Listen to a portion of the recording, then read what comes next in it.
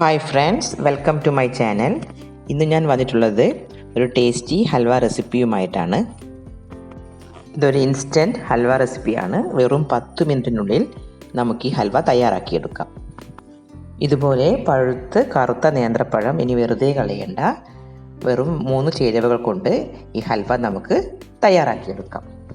നിങ്ങൾക്ക് ഈ വീഡിയോ കണ്ട് ഇഷ്ടമായാൽ ചാനൽ ഒന്ന് സബ്സ്ക്രൈബ് ചെയ്യുക. ഇനി എങ്ങനെയാണ് നേന്ത്രപ്പഴം കൊണ്ടുള്ള ഈ ഇൻസ്റ്റൻറ്റ് ഹൽവ ഉണ്ടാക്കുന്നത് എന്ന് നോക്കാം. ഹൽവയുണ്ടാക്കാൻ വേണ്ടി ഏകദേശം 3/4 കിലോ നേന്ത്രപ്പഴമാണ് എടുത്തിട്ടുള്ളത്. ഇതിൻ്റെ കൂടെ 5 ശർക്കരയും എടുത്തിട്ടുണ്ട്. ഹൽവയിൽ ചേർക്കാനായി അല്പം നെയ്യും കട്ട് ചെയ്തെടുത്ത അണ്ടിപ്പരിപ്പും ബദാമും എടുത്തിട്ടുണ്ട്. ആദ്യം തന്നെ നേന്ത്രപ്പഴം ചെറിയ കഷ്ണങ്ങളാക്കി മുറിച്ച് മിക്സിയുടെ ജാറിലിട്ട് നന്നായി അരച്ചെടുക്കണം. നേന്ത്രപ്പഴം നന്നായി അരച്ചെടുത്തിട്ടുണ്ട്. ഇതിലേക്ക് ആവശ്യമായ ശർക്കര പാനി ഉണ്ടാക്കാൻ വേണ്ടി ഇതിലേക്ക് 1/4 കപ്പ് വെള്ളവും ഒഴിച്ച് അതിലെ അഴുക്കൊക്കെ അരിച്ച് മാറ്റി വെക്കുക. അതേപോലെ നമ്മൾ ഹൽവ ഒഴിച്ചു വെക്കുന്ന പാത്രം നെയ്യ് തടവി മാറ്റി വെക്കുക. ഒരു പാൻ അടുപ്പിലേക്ക് വെച്ച് ചൂടാവുമ്പോൾ അതിലേക്ക് 2 ടീസ്പൂൺ നെയ്യ് ഒഴിക്കുക. അതിലേക്ക് അരച്ചു വെച്ച നേന്ത്രപ്പഴം ചേർക്കുക.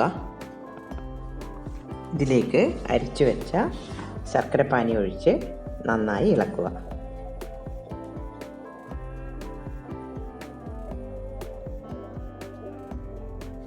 തീ മീഡിയം ടു ഹൈ ഫ്ലെയിമിലേക്ക് മാറ്റി കൈവിടാതെ ഇളക്കിക്കൊണ്ടിരിക്കുക.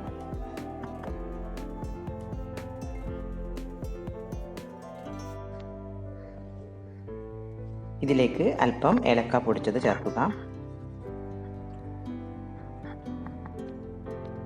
നന്നായി ഇളക്കിക്കൊണ്ടിരിക്കുക.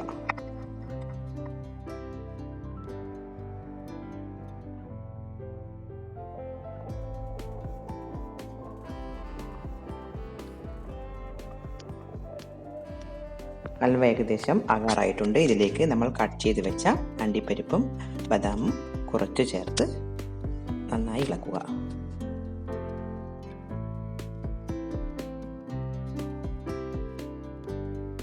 ഹൽവ ഇവിടെ റെഡി ആയിട്ടുണ്ട്. തീ ഓഫ് ചെയ്യാം.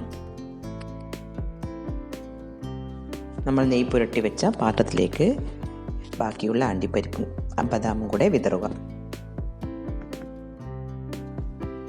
നേന്ത്രപ്പഴ ഹൽവ പാത്രത്തിലേക്ക് മാറ്റി 1/4 ടീസ്പൂൺ നെയ്യ് ഒഴിച്ച് സ്പൂൺ കൊണ്ട് നന്നായി ലെവൽ ചെയ്യുക. ഹൽവ നന്നായി തണുത്തതിന് ശേഷം നമുക്ക് മറ്റൊരു പാത്രത്തിലേക്ക് മാറ്റി മുറിച്ചെടുത്ത് കഴിക്കാം.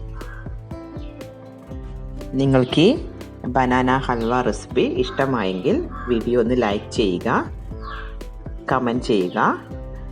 നിങ്ങളുടെ ഫ്രണ്ട്സിനും റിലേറ്റീവ്സിനും ഒന്ന് ഷെയർ ചെയ്യുക. ചാനൽ ഒന്ന് സബ്സ്ക്രൈബ് ചെയ്ത് സപ്പോർട്ട് ചെയ്യുക.